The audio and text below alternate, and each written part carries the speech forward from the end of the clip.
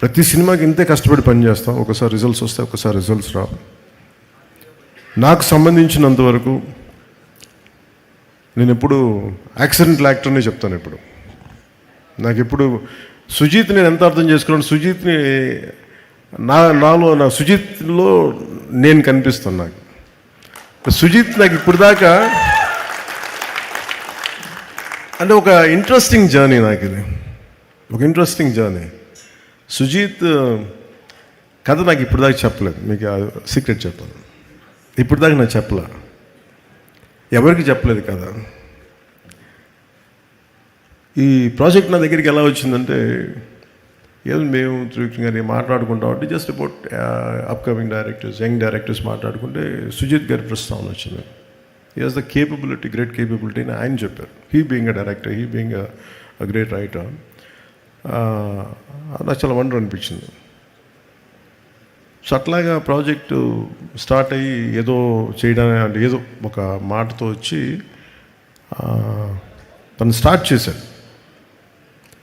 ఒక అంటే ఎలా చెప్తారంటే కదా, తను సార్ దగ్గర ఇంకొక ఐడియా ఉంది సార్. ఏంటి అంటే, అదే సార్ అది ఇలా అంటాడు ఫస్ట్. అది ఏంటిదని నేను చూస్తున్నాను అంటే ఒకడు ఉంటాడనమాట అంటాడు, ఏ కళ్ళు లైట్లు తగ్గుతున్నాయా, నా కళ్ళు డిమ్ అవుతున్నాయి, నాకు అర్థం కాదు, తగ్గుతున్నాయా నాకు చూపు మందగించిందని భయం వేసింది.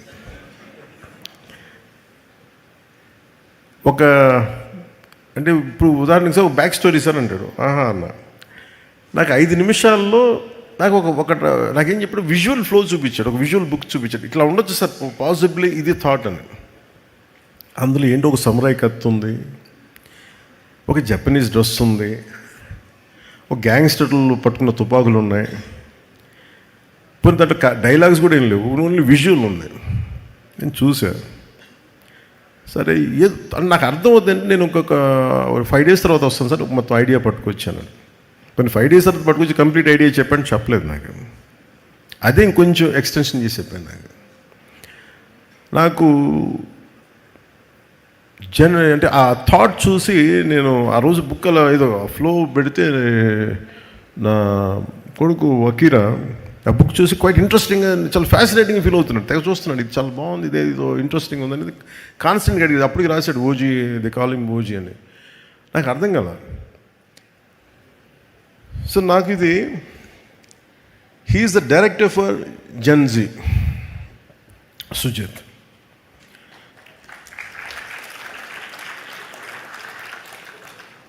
అంటే టఫ్ ఫిల్మ్ మేకింగ్ అది.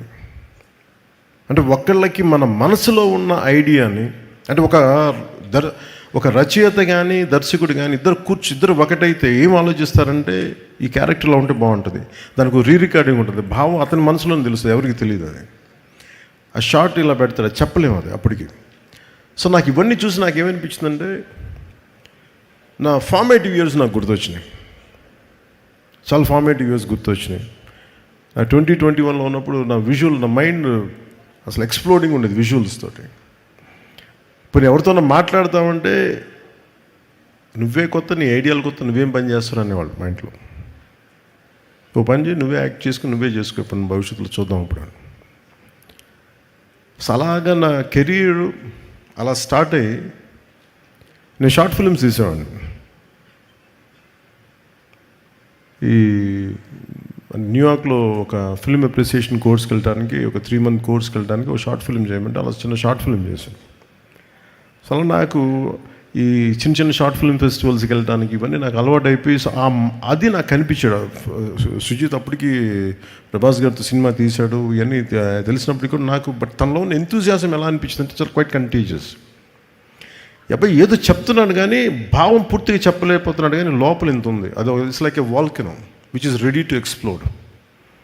సో నాకు అది కనిపించేది చూసి ఈ ఫిలిం స్టార్ట్ చేసినప్పుడు ఎవరిని రూపం చేయాలంటే, మళ్ళీ ఒక సెల్యులాయిడ్ పోయిట్ రవికి చంద్రన్ గారు రైట్ అనిపించింది సినిమాకి. అంతకుముందు ఆయనతో భీమ్లా నాయక్ చేసినప్పుడు నాకు ఆయన గురించి ఎప్పుడు తెలుసు. నాకు భీమ్లా నాయక్ ఆయన చేసినప్పుడు వారిని అప్రోచ్ అవ్వడం జరిగింది.